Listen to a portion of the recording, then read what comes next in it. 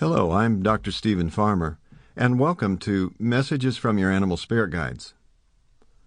In this first section, I'll explain a few things about animal spirit guides, define some terms, and tell you how you can discover and interpret messages from them. On Track 2, you'll find a user-friendly guided meditation journey, one that was described in my book, Animal Spirit Guides.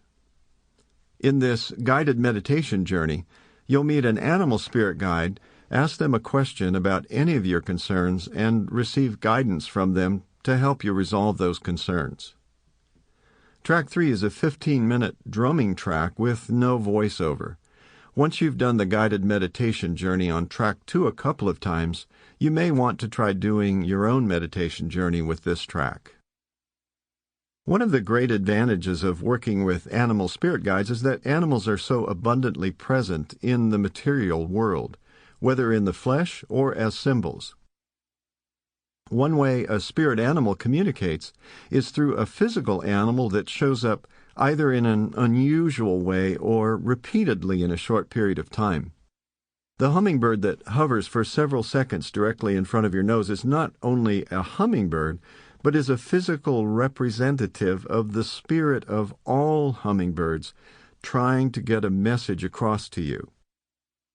An example of repetitive appearances by an animal in symbolic form would be when you start the day with a vivid and colorful dream about a bear, then later you go to the market that day and overhear a seemingly random conversation two strangers are having about bears, and then that evening turn on the television and guess what?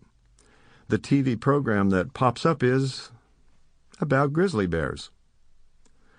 Well, since they don't have cell phones or email, these are some of the ways they use to try to reach us and teach us. So when an animal or a symbol of that animal shows up in an unusual way or repeatedly, I like to look for at least 3 times in a short period of time. The spirit of that particular animal is most definitely trying to convey a message from the spirit world to you. One example of this was when one of my friends, Tim, and his wife Beth were getting ready to move to a new city. Tim was feeling extremely anxious about the move to the point of losing sleep and dropping weight.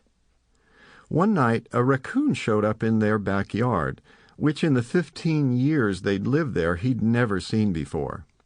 He looked up raccoon in my book, Power Animals, and discovered that one of the main messages from raccoon was about resourcefulness.